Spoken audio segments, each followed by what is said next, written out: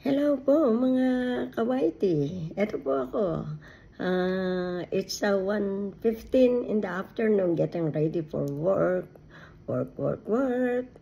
Yan po ang buhay namin dito sa Canada. Pagkagising mo sa umaga, kakain. And then getting ready again for work. Mag-check po tayo ng mga halaman bago po ako umalis. Kasi pag alis ko po ngayon, papuntang trabaho, mag-aano na po tayo. Dediretso na po pauwi ng Niagara sa pamilya ko. Kaya eto po, checkin ko po muna yung aking mga halaman. Yan po, yung mga halaman. Yung akong papaalam muna po ako sa kanila. Ayan po. Yan.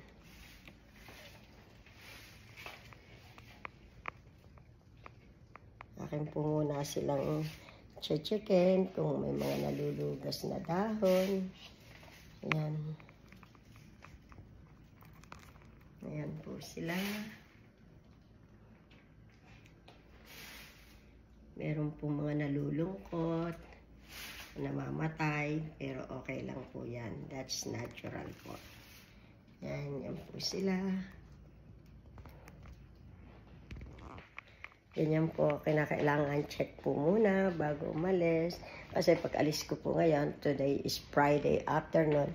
Ang balik ko na po nito is Sunday night na po. Ito po, ready to go na naman po sa work. Yan. Yan po ang aming i-start lang po ako ng sasakyan ko. Yan po. Papainit lang po ng konti ng sasakyan. And then, ready to go na naman po tayo. Yan po ang ating buhay dito.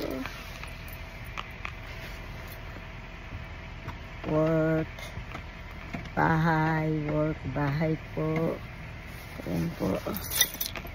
Yan.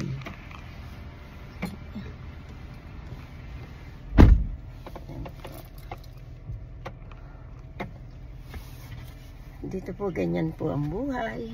Uwi ka sa bahay, matutulog, kakain, tapos pag-iising mo, pasok ka na naman po sa trabaho.